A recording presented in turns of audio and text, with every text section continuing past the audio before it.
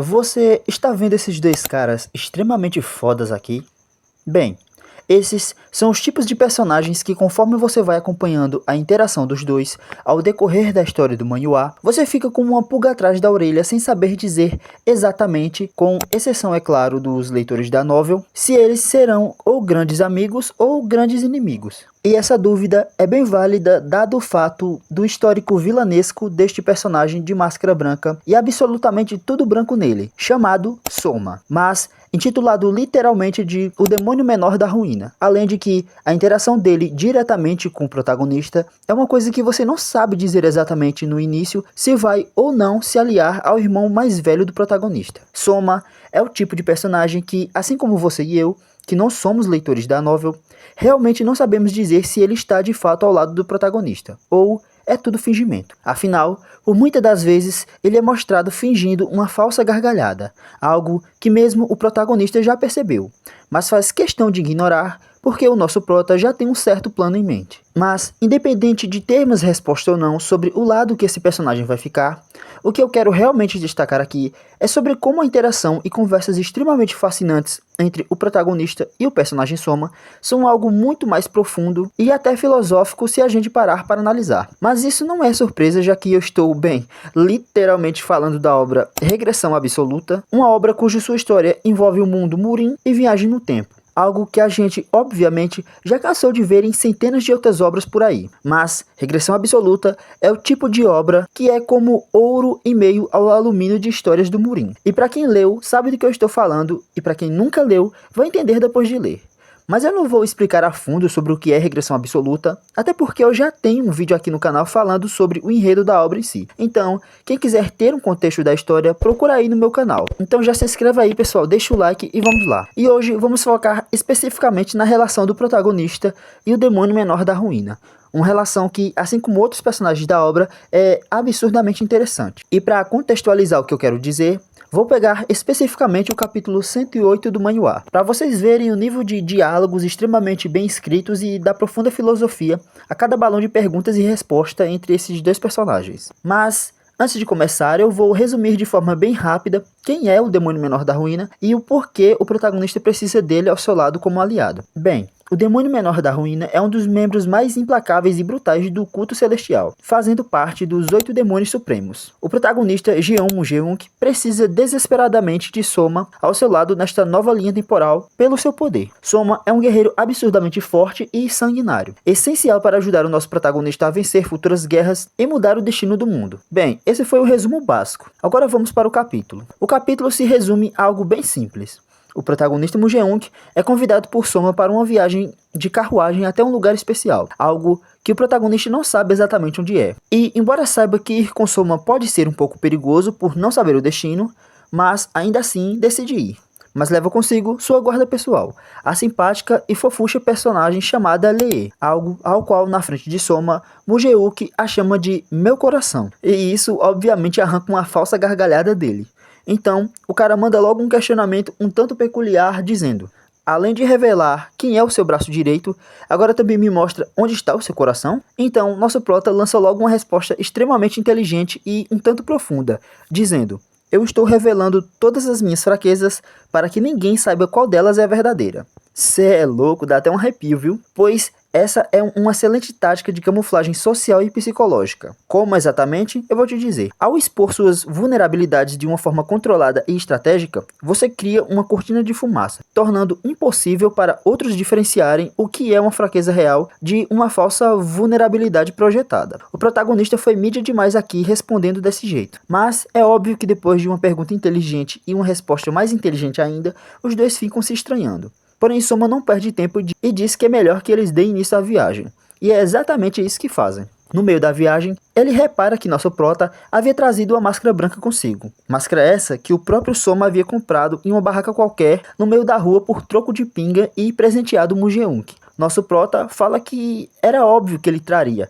Afinal, foi o presente do próprio Soma. Soma então fala que faria outra melhor para Mujeunk usar ao invés de algo tão barato. Porém, nosso prota fala que não. Ele preferia a que estava agora, pois o próprio Soma foi quem a comprou para ele. E aqui nosso protagonista usou uma estratégia de comportamento chamada principalmente de gerenciamento de impressão. E o que é o gerenciamento de impressão? Basicamente é uma estratégia de comportamento criada pelo sociólogo chamado Erving Goffman. Essa teoria explica como as pessoas moldam ativamente a percepção que outros têm delas. Ao recusar a troca pelo objeto mais caro e enfatizar que prefere o item simples, abre aspas, porque veio de você, o indivíduo projeta uma imagem de pessoa altruísta, desapegada de bens materiais e profundamente leal a relações humanas. E isso é basicamente a estratégia de gerenciamento de impressão. Soma obviamente estranha, então lança uma resposta que só alguém extremamente desconfiado de tudo e todos falaria. Jovem mestre, eu sou o tipo de pessoa que desconfia dos outros acima de qualquer coisa. Quando mais agradáveis são as palavras de alguém, mais eu desconfio. Ou seja, isso aqui é literalmente, quanto maior a esmola, mais o santo desconfia. Mas o nosso protagonista nem tenta disfarçar nada,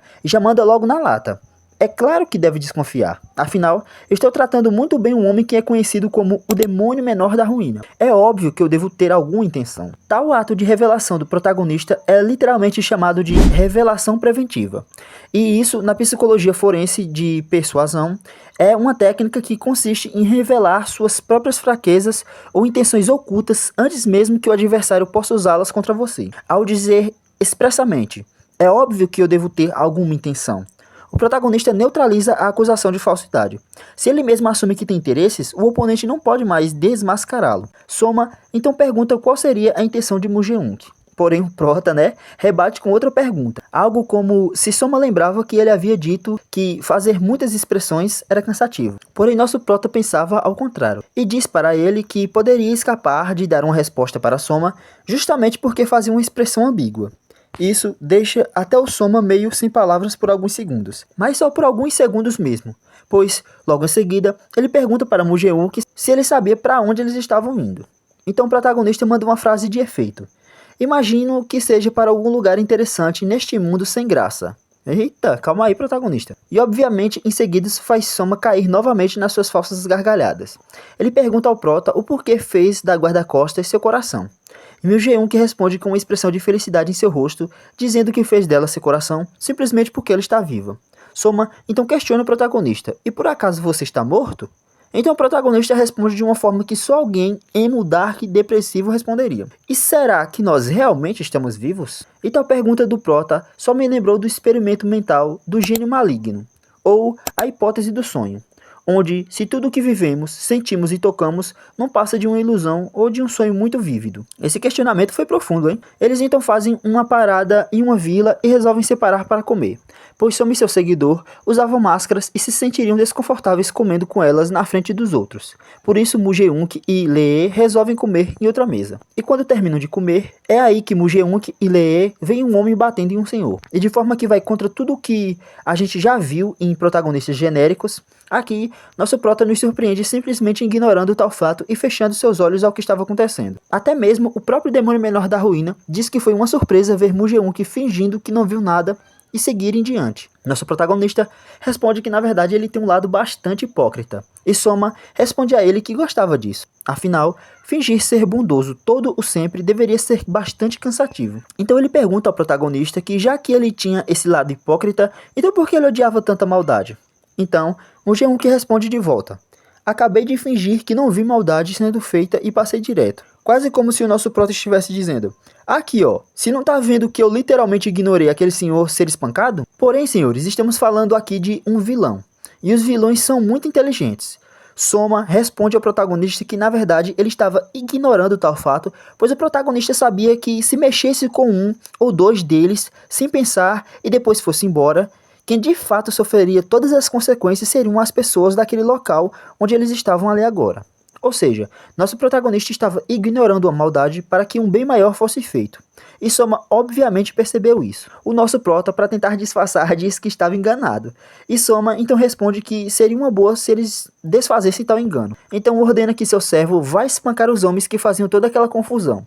Nosso protagonista também manda Lee para ajudar o servo de Soma a dar um supapo bem grande nos meliantes. Então os dois apenas observam sobre o teto da carruagem. Acima da carruagem, Soma fala que foi difícil comer. E Mu Geun-Hye pergunta se foi por causa da máscara. Soma responde tentando disfarçar que não. Ele só não gostava de comer mesmo. Mas, exatamente ali, o protagonista conseguiu entender que Soma tentava disfarçar o incômodo que era a máscara. Ele então diz a Soma com convicção que, de fato, era por causa da máscara. E diz que quando Soma tirar a máscara, ele iria mandar preparar uma refeição extraordinária para Soma. Aqui eu finalmente consegui entender, galera, que o protagonista estava literalmente dizendo que um dia o próprio Soma iria sentir confiança em Mugeunk ao ponto de retirar sua máscara na frente dele. Era como se Mugeunk estivesse dizendo pro vilão, tipo assim, um dia você vai confiar o suficiente em mim. Achei isso muito interessante, galera, porque a confiança ela é frequentemente comparada ao processo de tirar uma máscara ou de usar a cara limpa, simbolizando o ato de se mostrar vulnerável, sem defesas ou disfarces. Já a máscara, galera, representa a autopreservação e o medo de rejeição, enquanto a confiança é a decisão de permitir que outro veja quem você realmente é. Isso é muito foda. E depois, meus amigos, a olhada sinistra que Soma deu com a resposta do Prota foi basicamente como se ele estivesse perguntando quem diabos era o protagonista exatamente e como cada fala dele poderia incomodar tanto o demônio menor da ruína. Como o Prota estava o incomodando tanto dessa forma, de uma forma que ninguém até hoje nunca conseguiu incomodar. Então era exatamente esse capítulo que eu queria destacar a vocês e sobre os diálogos e a profunda filosofia que foi esses dois personagens estando juntos. Por isso eu torço de verdade para que eles se tornem grandes amigos nesse manhwa, pessoal. Porque a interação dos dois é algo realmente muito interessante. E pensa no manhwa que é de Murin, tem poderes, tem batalhas, tem tudo que você possa esperar de uma obra Murin, mas ainda assim, Absoluta Regressão é uma obra que até o momento tem muitas poucas lutas e bastante diálogo, mas que te deixa freneticamente ligado e cada vez mais ansioso para próximos capítulos. É uma obra muito boa, galera. Eu espero que vocês tenham gostado da análise sobre o destaque da filosofia que é cada diálogo entre os personagens. Valeu, galera!